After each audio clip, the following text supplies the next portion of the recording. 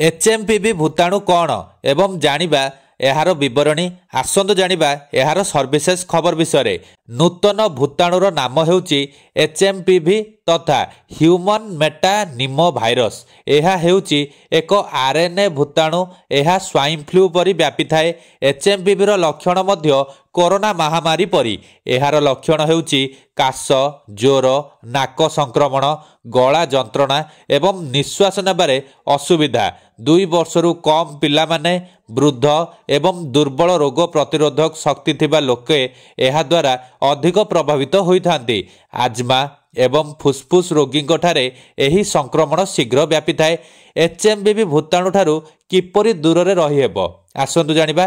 साबुन रे बारंबार हाथ धुवंतु, सैनिटाइजर व्यवहार करंतु, रोगी मानक सह जोगाजोगरु दूरेई रुहंतु, मास्क व्यवहार करंतु। जदि लक्षण देखा जाए तेबे आइसोलेशन रे रुहंतु, आवश्यक हेले डाक्टरंक सह जोगाजोग करंतु। एचएमपीवी भूताणुर लक्षण कोरोना परी लक्षण, उच्च ज्वर एवं काश, श्वासक्रिया रे असुविधा, फुसफुस संक्रमण, नाक संक्रमण, गलारे समस्या, जोगाजोग माध्यम रे विस्तार होइथाय। काहा पई विपज्जनक? छोट पिलांक उपरे अधिक प्रभाव पकाए एचएमपीवी। 2 वर्षरू कम वयस्क पिला माने अधिक प्रभावित हुअंती।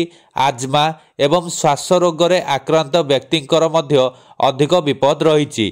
चीन एही भूताणु तथ्य लुचाउछि कि श्वासक्रिया रोग को एक साधारण रोग बोली कहा जाउछि। शीत जोगु आक्रांत संख्यार वृद्धि। चाइना को विदेशी मानक यात्रा निरापद घोषित होइछि। केवल विश्राम नेबाकू एवं तरल पदार्थ नेबाकू परामर्श। दुर्बल प्रतिरोधक शक्ति थिबा लोक माने शिकार हेउछंती।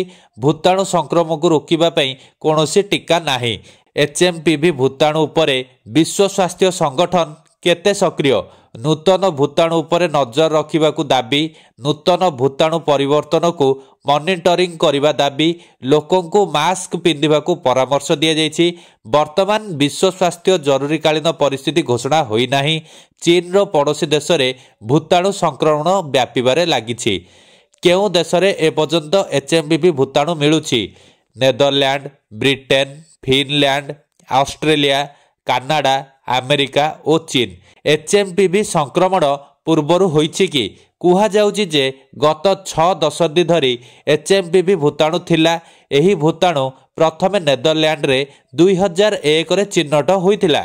श्वासक्रिया रोग रे आक्रांत पिला मानकर नमूना रे एही भूताणु निश्चित करा जाइथिला। एचएमपीवी हेउछि पारामेक्सोभिरिडा परिवार रो एक भूताणु। एही भूताणु सबु ऋतु रे वायु रे भासी बुलु थाए। संक्रमित लोक मानकर काश एवं छिंकिबा द्वारा एहा व्यापी थाए। शीत दिने एहा अधिक व्यापीबार भय रहिछि।